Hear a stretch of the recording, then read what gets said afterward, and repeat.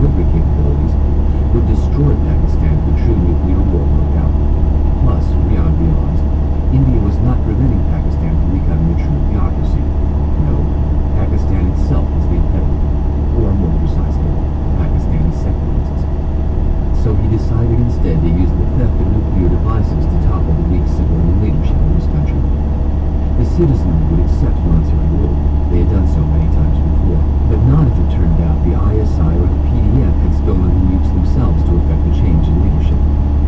So Rian devised a plan to hand off the nukes to some Islamic militant group outside Pakistan to throw off the scent that the entire operation was an inside job. Once the government fell, Rian would take control and he would purge the military of secularists, and he would unleash his force of militant groups on secularists within the citizenry. And Rian would become powerful. Who had been he, after all? He had become, through years of following the orders of others, a one-man conduit between all the Islamic organizations fighting on behalf of the Islamists in the military.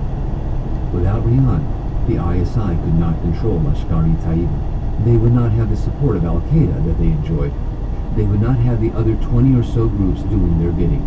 And they certainly would not possess the money and support that they received from Rian's personal benefactors in the Gulf states. General Rian was not known in his country at large. He was very much the opposite of a household name, but his return to the PDF and his ascension to department director in the ISI had given him the status he needed to lead a coup against the secular government in charge when the time was right.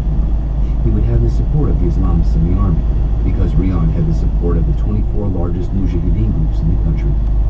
The ISI's success depended on this large, uncoordinated, but quite powerful proxy force, and the ISI PDF leadership had created in their man Rian something of a necessary link between themselves and their crucial civilian army.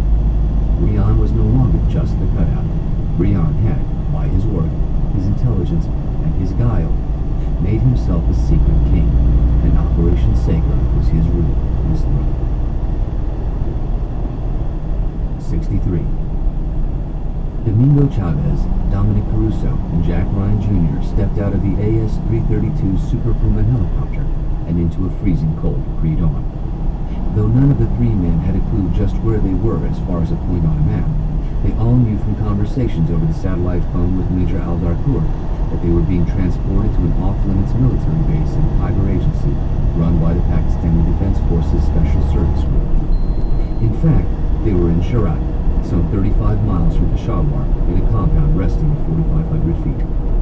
This commando camp would be the staging ground for the SSG hit in the North Museum Snow. The American men were led by stone-faced, hardened soldiers to a shack near a parade ground on a flat stretch of dirt surrounded by lush hills. Here they were offered hot tea and shown racks of gear, woodland camouflage uniforms in brown and black over green, and black combat boots. The men changed out of their civilian dress. Ryan had not worn a uniform since high school baseball. It felt